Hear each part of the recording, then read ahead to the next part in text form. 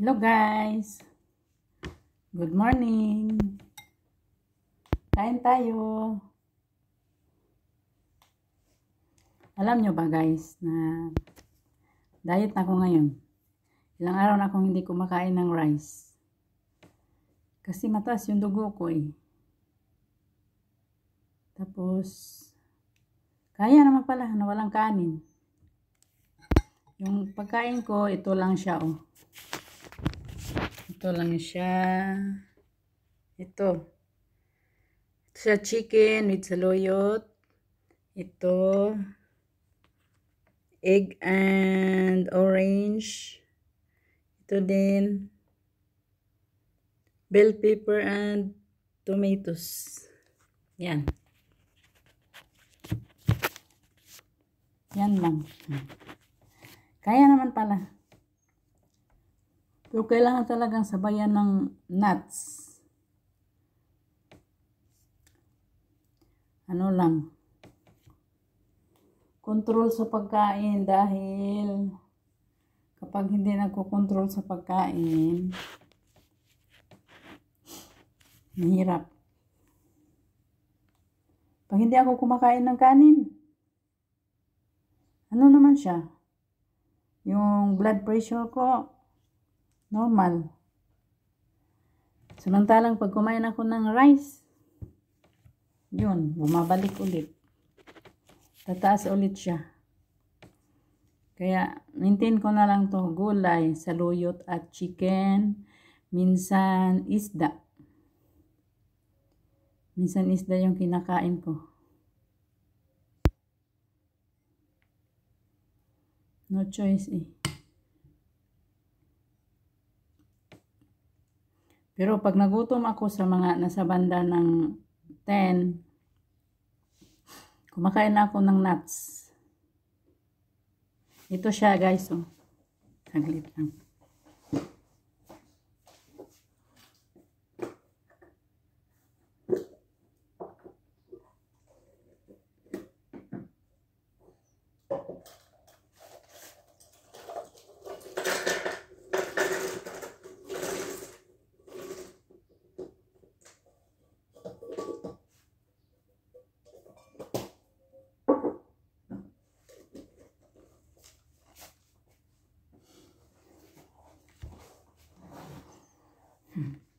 Ito siya oh.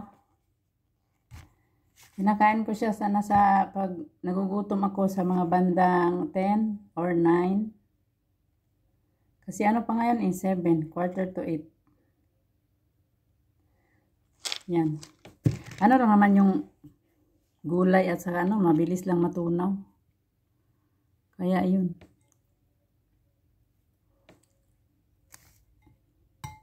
Kailangan talaga ng diet pag tumatanda na talaga. Pag tumatanda na, wala na. Hindi na pwedeng kumain ng lahat ng gusto. Masarap naman tong ano, saluyot. Saluyot siya or molokia. Sarap naman siya.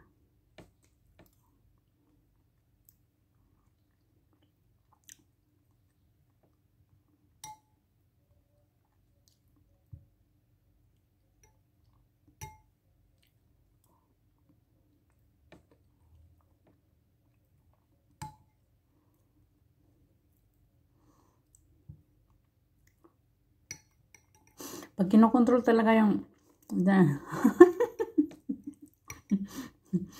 pag kinokontrol talaga yung pagkain, ano lang, healthy lifestyle, yun, magiging malakas ka talaga. Nakita ko lang din, sabi, ito daw bell pepper, ano daw siya, marami din siyang vitamin C. Kaya yun. Pero pag gulay, ay nako. Takaw ko kaya sa gulay. Minsan malunggay. Ganyan yung mga kinakain ko.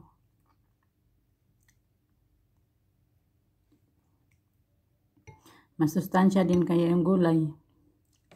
Kaya siguro pag hindi kumakain ng kanin, siguro bakit kaya yung kanin no nakakapataas ng blood pressure?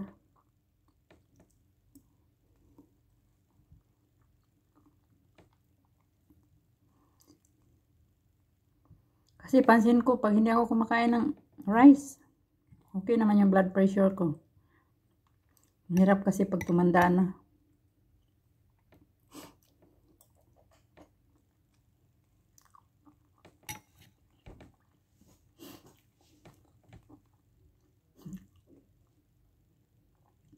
Kaya kayo guys, subukan nyo. Gulay lang siya at saka di na kanin.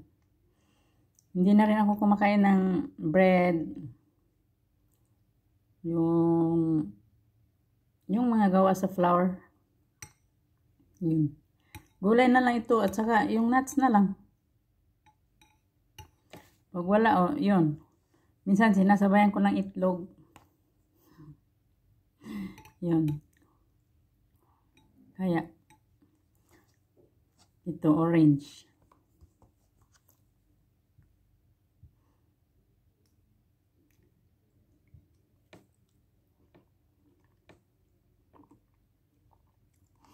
Sarap ng gulay.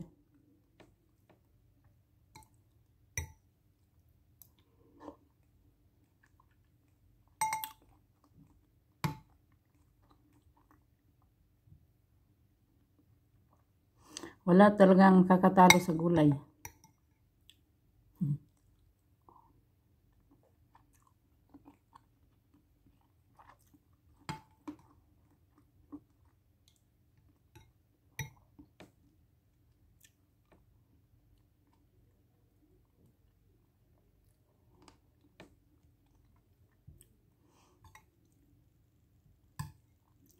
Sarap ng gulay. Iwan ko ba anong tawag nitong molokia at chicken.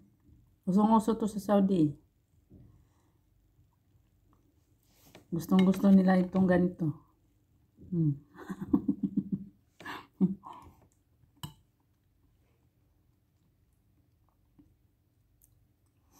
Ginagawa nilang soup.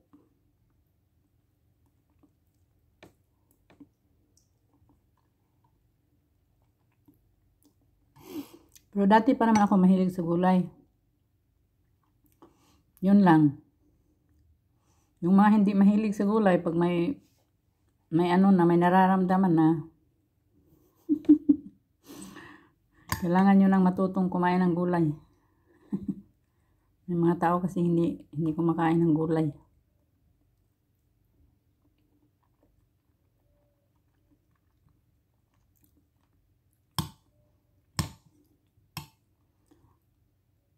Nga ako ilang linggo na ata akong ginagawa dito, hindi kinakain ng ganito. Hindi ako kumakain ng kanin. Effective naman siya.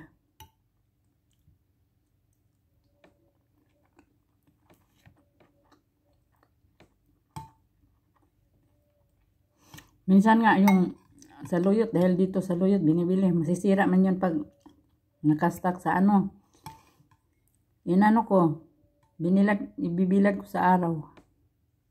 Tapos pag natuyo na, di may stock na ako. Hindi na ako mag-alala na masira.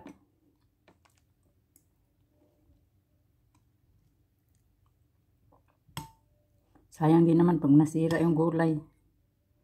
Mahal pa naman yung gulay dito.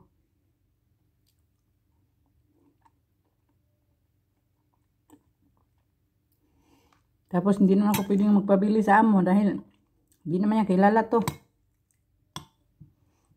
Dito lang ako nakakita ng taga Middle East na hindi kumakain ng saluyot. Iba dito sa Bahrain kaysa Saudi. Sa Saudi, sila sa saluyot. Dito wala.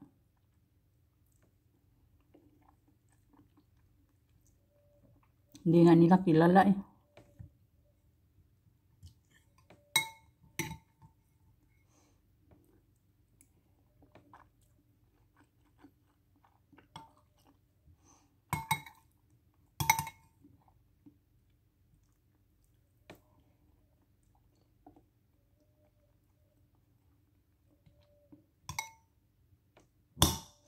Ilang hiwa lang good ng ano, ilang hiwa lang ng chicken, tapos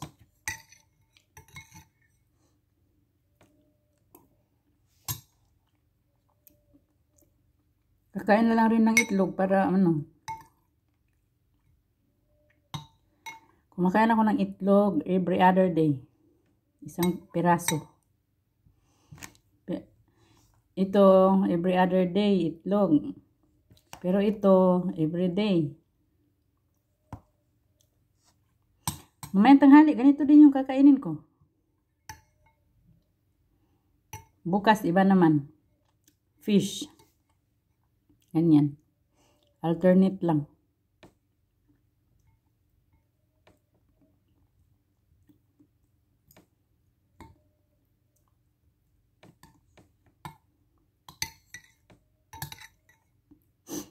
Kaysa bibili pa ako ng gamot, hindi magagastusan pa ako. Bili ko na lang ng gulay.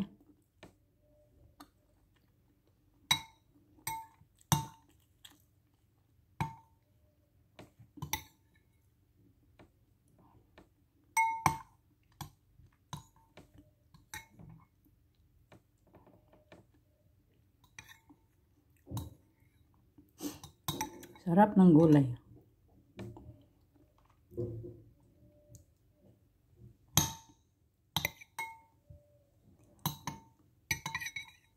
Maliliit ito guys dahil ginupit-gupit ko to. Kaya maliit siya. Mga maliliit. Ayoko rin i-blend kasi durog na durog. Durog na durog pag i-blend. Kaya gupitin na lang.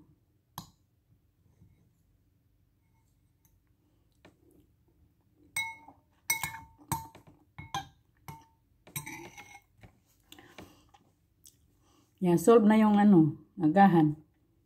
Guys, thank you for watching. God bless us all. Please like and subscribe my YouTube channel. Thank you. Bye-bye.